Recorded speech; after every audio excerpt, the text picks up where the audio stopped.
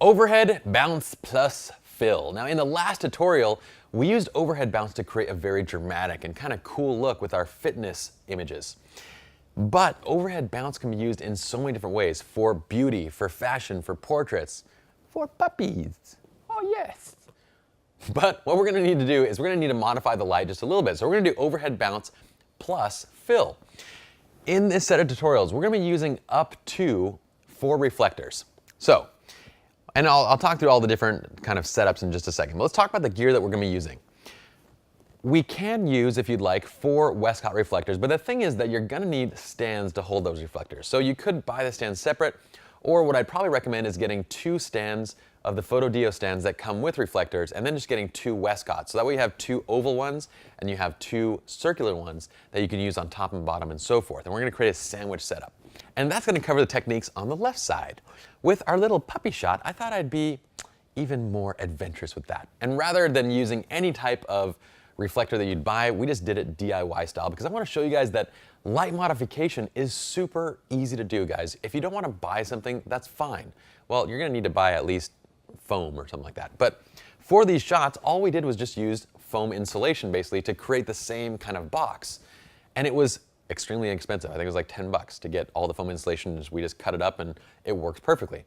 So remember that light modification, while you can buy all these different like tools and things and it makes it simple because it saves you time from having to make it, you can DIY it in so many situations and save money by making your own modifiers. All right, so let's go over the primary tips in this little section.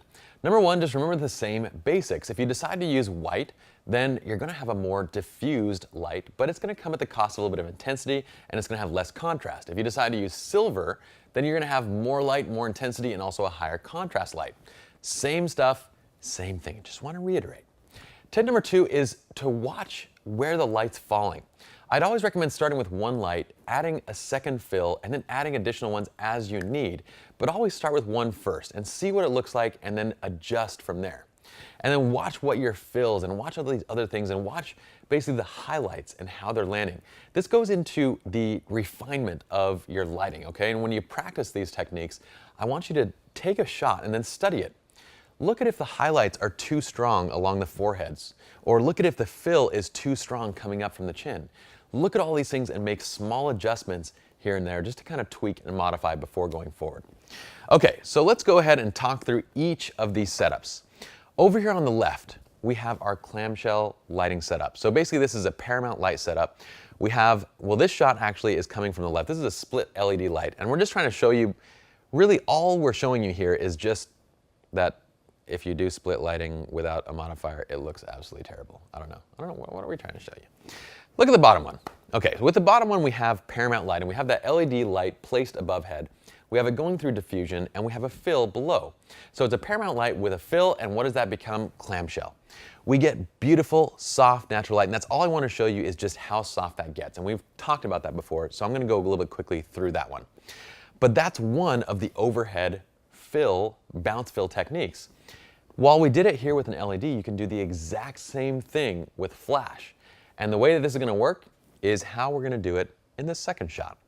Now, the top image right here, this was taken of Brandon during that same portrait session where we did all the fitness and all the other stuff too. So it was on a 2470 at 70mm zoom.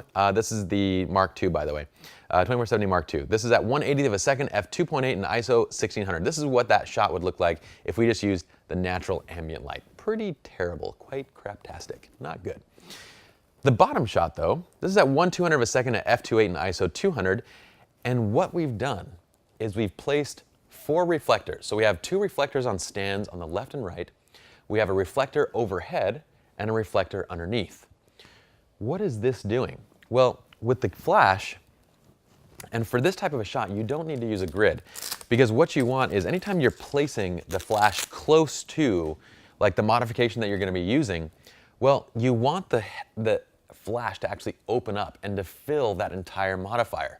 So I'm not going to use any zoom even at all. I want to actually widen this out. Well, I am going to use zoom. I'm just not going to zoom it in.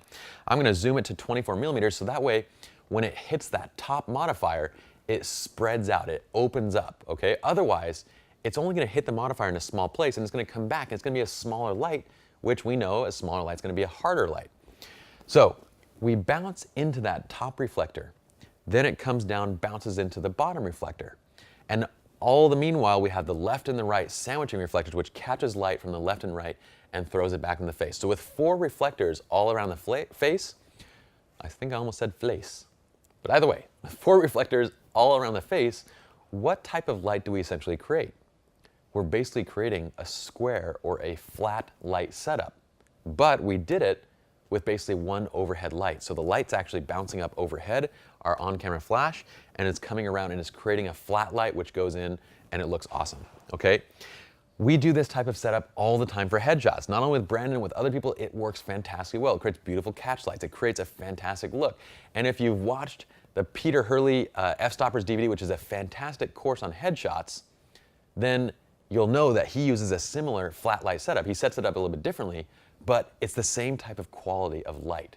Okay, now if you like doing headshots, I'd highly recommend checking out that course because it's a fantastic course on getting the best poses, the best expressions out of your models. So, if you want a more specular light for this type of a setup, use silvers. I think for Brandon, we actually ended up using silvers. But if you want a softer look with the light, then use whites. Either way, it's not going to be a huge difference because there's so much light coming in. It's just going to be a small difference in specularity, not so much in wrap. The softness versus the hardness, it's going to be very similar because all the lights are the exact same. All the distance of the light or the modifiers to the subject is the same. It's still large. So it's still going to be a very wrapping light. It's just going to be a little bit more contrast versus a little bit less contrast. Fantastic setup, super easy to do. And basically all we have on the bottom, so 1/200 of a second at f2.8 ISO 200. This is 4 silver flat square setup. You can run TTL on this, but again, I'm not going to tell you not to, just don't. We run 1/4 to 1/8 power on manual, okay? 24 millimeters, get beautiful exposures every single time. All right, so with that technique, you could do the exact same thing and create either Paramount or you can create clamshell. Paramount, remember, Paramount is just one light overhead. Clamshell is Paramount plus a fill. All we do is subtract the left and the right reflectors. If we take the left and right reflectors out and bounce into that top, we get this exact look, but with our on-camera flash. So let's move over to the puppies. Now with the puppies, I want to do something a little bit different. I didn't want to use the same exact lighting techniques. I wanted to show you guys that we can modify with whatever, okay?